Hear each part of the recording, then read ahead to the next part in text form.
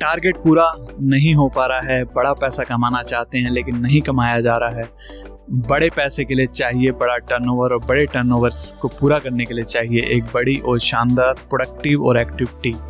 जी हाँ साथियों, अगर आप भी अपने बिजनेस और खासकर नेटवर्क मार्केटिंग बिजनेस में एक शानदार टीम बनाने से जूझ रहे हैं जिससे आप भी अपने टारगेट पूरे नहीं कर पा रहे हैं, तो ये वीडियो आपके लिए है। इस वीडियो में मैं आपको बताऊंगा 5 ऐसे की पॉइंट्स जिसकी मदद से आप भी अपने बिजनेस में और खासकर नेटवर्क मार्केटिंग बिजनेस में एक शानदार प्रोडक्टिव टीम का निर्माण कर सकते हैं। जी हाँ, प्रोडक्टिव जो एक्टिव भी होती है और रिजल्ट भी क्रिएट करती है। तो चलिए साथियों, डिकोड करते हैं एटीट्यूड, स्किल, नॉलेज जो हमें चाहिए एक शानदार टीम बनाने के लिए।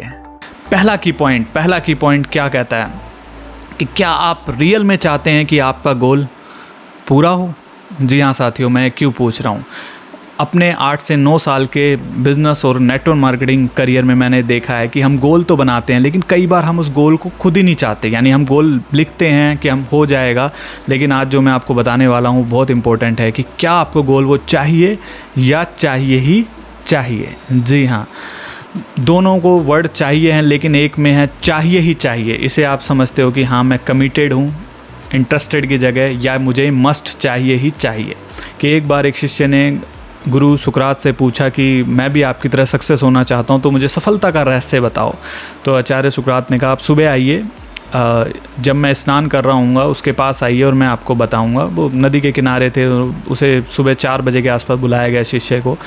तो जब शिष्य सुबह 4 बजे पहुँचता है, गुरुजी स्नान कर रहे होते हैं, तो वो कहते हैं मैं गुरुजी आ गया हूँ, मुझे बताइए सफलता क्या रहस्य है। तो गुरुजी कहते हैं कि आप आगे आइए, जहाँ मैं स्नान कर रहा हूँ थोड़ा सा आगे आइए। तो पानी में जाता है, पानी उसके घुटनों तक आने लगता है। वो पूछता है गुरुजी मैं पानी के अंदर आ गया हूँ, अब मुझे बताइए। तो कहता है थोड़ा सा और आगे आइए। तो पानी उसके पेट तक आ जाता है। उसके बाद गुरुजी कहते हैं थोड़ा सा और आगे आइए। तो उसका जो पानी है, उसका पानी का तल उसके छाती तक पहुँच जाता है। उसके बाद गुरुजी कहते हैं कि अब मुझे बताइए। तो गुरुजी कहते हैं थोड़ा सा और आगे आइए। तो जैसे वो थोड़ा सा आगे आता है, गुरुजी आगे आते हैं और उसको पुश करते हैं पानी की तरफ, क्योंकि वो इस समय उसके पानी गर्दन तक पहुंच चुका होता है, तो आसानी से उसे पुश किया जाता है। तो जैसे ही पुश किया जाता है, वो थोड़ी देर अंदर रहने के बाद तड़फड़ाने से लगता है और एकदम से हाथ पैर मारने लगता है। तो जैसे ही गुरुजी उसे बाहर निकालते हैं तो एक गहरी सांस लेता है और फिर गुरुजी पूछते हैं तो सबसे पहले मुझे बताओ, जब आप पानी के अंदर थे तो आपको सबसे पहले क्या चाहिए थे? तो शिष्य बड़े मधुर आवाज़ में बोलता है कि गुरुजी मुझे सबसे पहले हवा यानी ऑक्सीजन चाहिए थी।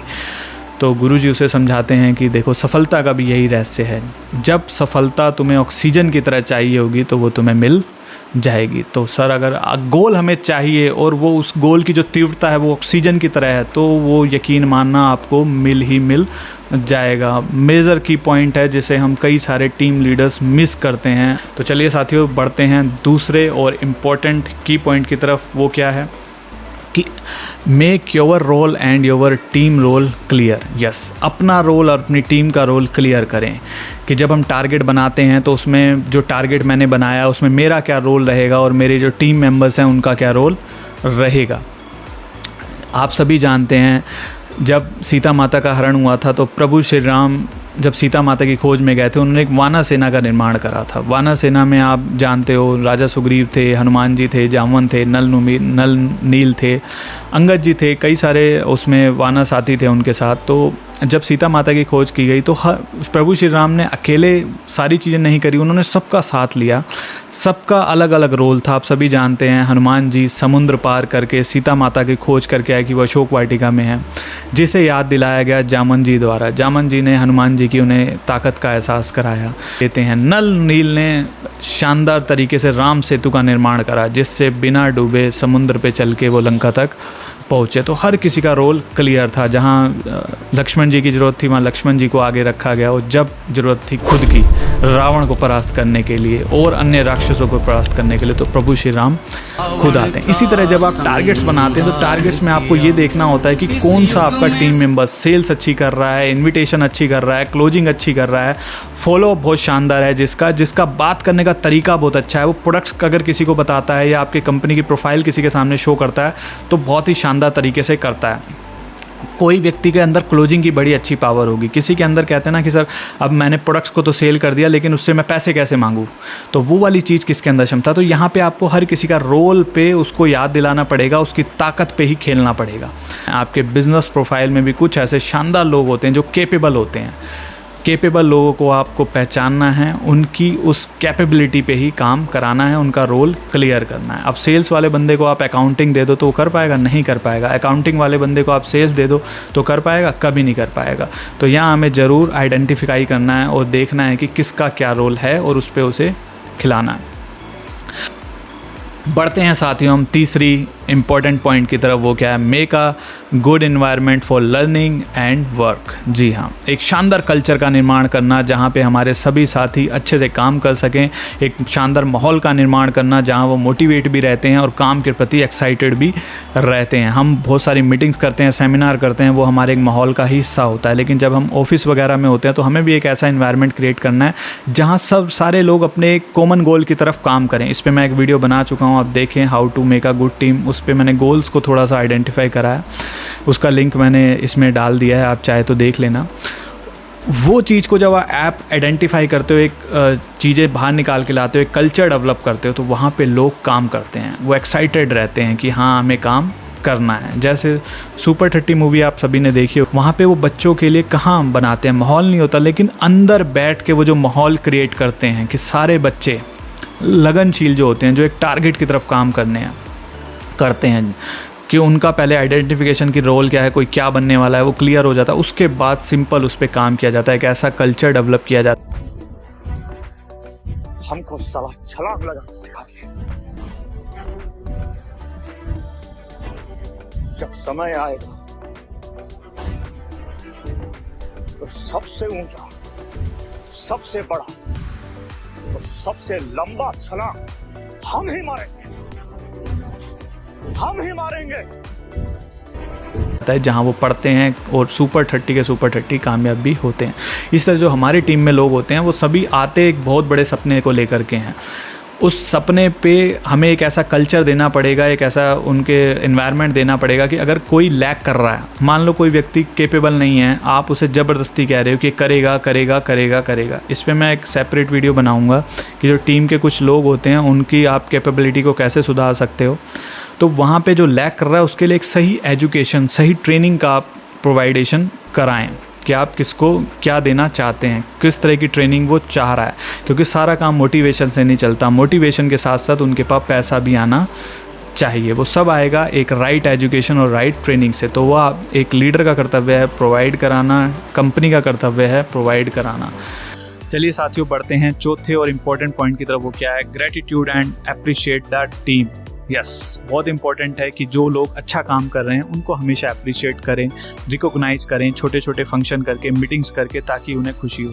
कई बार हम सोचते हैं यार अगर इसकी तारीफ कर दी तो ये ईगो वाला बंदा है, इसकी ईगो ना बढ़ जाए। नहीं सर, ईगो नहीं बढ़ती। वहाँ पे आप उसकी जब आप अप्रिशिएट करते हैं तो खुश होता है कि यस मेरे काम को पूछा जा रहा है। कई बार हम कंपनी में देखते हैं, हम किसी एम्प्लॉय की तारीफ करने से घबराते हैं, यार एम्प्लॉय चढ़ ना जाए, मतलब कहते हैं ना कि उसकी मतलब एकदम से ईगो ना बढ़ जाए। नहीं सर, ईगो नहीं बढ़ती। वो खुश होता है कि उसके काम को पूछा जा रहा है, आप अप्रिशिएट कर रहे हो। रिजल्ट पैदा करता है, उसको हमेशा पूछा जाता है, तो आपको वो करना ही पड़ेगा। अपने अच्छे समय में अपने अच्छे लोगों को कभी ना भूलें, जो हमेशा आपके साथ रहे हो सकता है वो उतना अच्छा रिजल्ट ना दे पा रहे हो, फिर भी आप उनके साथ वैसा ही व्यवहार करें जैसा तब वो आपके साथ थे जब आपका समय सही नहीं चल रहा था, या जब आपकी कंपनी डेवलप हो रही थी, जब टीम डेवलप हो रही थी, या जब बिजनेस डेवलप हो रहा था। तो हमेशा उन्हें साथ रखें। कई बार अगर उनको कोई दिक्कत है, कोई वो चीज़ें नहीं सीख पा रहे हैं, उन्हें सिखाने की कोशिश करें, सही ट्रेनिंग का निर्माण करें, सही एजुकेशन सिस्टम आप देंगे तो यकीन मानना वो बंदा वो करके दिखा देगा जो आपने सोचा भी नहीं होगा। क्योंकि हर कोई बंदा जब नेटवर्क मार्केटिंग बिजनेस में आता है वो बहुत बड़ा सपना लेके आता है कि वो बहुत बड़ा करेगा, लेकिन उसका सपना बिखर जाता है, या तो सही कंपनी का चुनाव नहीं हो पाता, या सही अपलाइन नहीं मिल पाती, या सही टीम नहीं मिल पाती, और कई बार व्यक्ति ऐसी कंपनी में फंस जाते हैं जहाँ से निकलना बड़ा मुश्किल हो जाता है। चलिए साथियों बढ़ते हैं हमारी पांचवी और लास्ट थिंग की तरफ। वो क्या है? Be a leader not a boss. जी हाँ, जरूर आपको ध्यान रखना है। नेटवर्क मार्केटिंग बिजनेस हो या अदर बिजनेस हो, उसमें आप बॉस बन के ना, एक लीडर बन के अगर काम करेंगे तो यकीन मानना आप अपने लोगों को अपना बिजनेस पार्टनर समझेंगे। जैसे इंडियन क्रिकेट टीम का अभी आपने देखा, एशिया कप पाकिस्तान से जीती, उसके बाद जब सूर्या की प्रेस कॉन्फ्रेंस थी तो उन्हें पूछा कि आपको ट्रॉफी नहीं मिली तो how do you feel? Are sitting in my dressing room, all the 14 guys with me, all the support staff, those are the real trophies who I have been big fan of. Sir हमें तो बहुत अच्छा लग रहा था, screen पे आ रहा था इंडिया चैंपियंस है, इंडिया 2025 जीती है, और ये जीत मेरी अकेले की नहीं है, ये मेरी पूरी 14 के 14 जो मेरी टीम थी जो अंदर बैठी हुई है उसकी जीत है। एक लीडर बन के एक रोल निभाएं, हर किसी की कैपेबिलिटी को निखारने का काम करें, रिकॉग्नाइज करें, अप्रिशिएट करें। कुछ लोग आपसे बेहतर कैपेबल होंगे, उनको भी सम्मान करें। कुछ बहुत अच्छा रिजल्ट देते होंगे, कुछ कम रिजल्ट देते होंगे, तो ये बैलेंस बनाना आपका काम है, वो बहुत ज़्यादा ज़रूरी हो जाता है। तो एज अ लीडर आपके अंदर क्या क्वालिटीज़ होनी चाहिए वो सारी आपको लर्न करनी है। कहाँ आप लैक कर रहे हो वो आपको सीखनी है। तो ये बहुत सारी चीज़ें आपको सीखने वाली हैं, क्योंकि कहते हैं कि एक ऐसा नेटवर्क मार्केटिंग एक ऐसा समुद्र है जहाँ जितना सीखते हो उतना कम है, जितना सीखते जाते हो उतना आप अच्छी परफॉर्मेंस देते हो। जब अच्छी परफॉर्मेंस देते हो तो अच्छा रिजल्ट्स आने लगते हैं। एटीट्यूड दिखाएगा आपका कि आप किस तरह के लीडर हो, किस तरह की स्किल्स आप सीख रहे हो और नॉलेज आप किस तरह की ले रहे हो। साथियों, अगर डिकोडिंग आस्क की ये वीडियो आपको अच्छी लगी हुई हो तो इसे आगे ज़रूर शेयर करिए। आपके वैल्यूबल कमेंट्स का इंतज़ार रहेगा, आप ज़रूर बताइएगा। और आगे इस तरह की वैल्यूबल वीडियोस देखने के लिए चैनल को आप सब्सक्राइब करें। आपका बहुत बहुत धन्यवाद।